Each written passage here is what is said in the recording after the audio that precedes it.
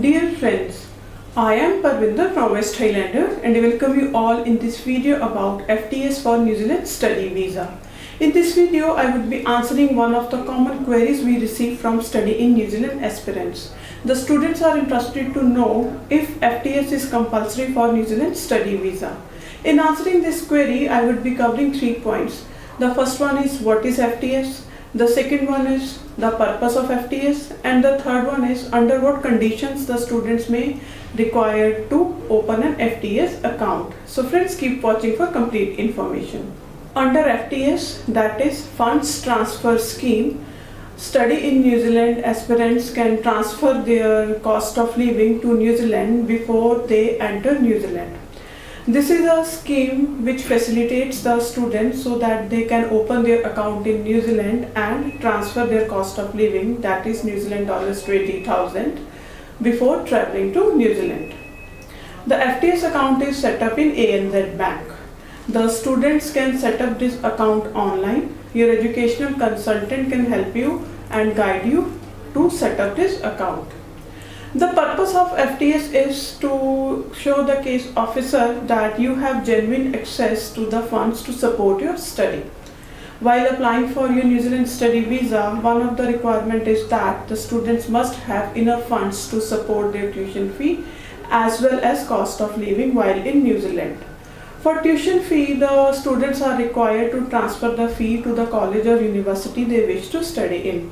For cost of living, the students can transfer the money in ANZ Bank under FTS scheme, that is Funds Transfer Scheme, so that the case officer is satisfied that you have genuine access to the money to support yourself while you are in New Zealand. So this is the purpose of FTS account. Now coming to the query of the students, that is FTS compulsory for the students? To answer this query, FTS is not compulsory for all of the students who apply for New Zealand study visa.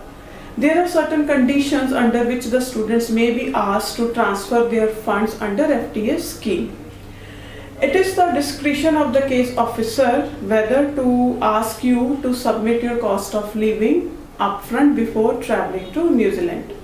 The process is that once the students apply for their study in New Zealand, their case is assessed by an immigration officer. The immigration officer, if satisfied by all the conditions, provides you with an AIP letter. AIP stands for Approval in Principle. Now, this Approval in Principle letter states the conditions which the students must meet before they get their final e-visa, which enables them to travel to New Zealand. One of the compulsory conditions of AIP letter is the transfer of tuition fee. Now this condition has to be met by all of the students, that is to transfer your tuition fee. The second condition may be to set up an FTS account. Now, as I previously spoke, this is at the discretion of the case officer. Not all students may be asked. The case officer may feel that this particular applicant needs to transfer the funds, so that would be mentioned in your AIP letter. And if it is mentioned in your AIP letter, that is Approval in Principle letter, that you need to set up an FTS account, then those applicants need to set up an FTS account. Friends, I hope this video clears your query. For any other query you may have about your study in New Zealand, the course selection, the process, different steps involved, the funds required, other documentation required, please contact West Highlander. We are a team of experienced and expert counselors who can help you throughout the process. Thank you.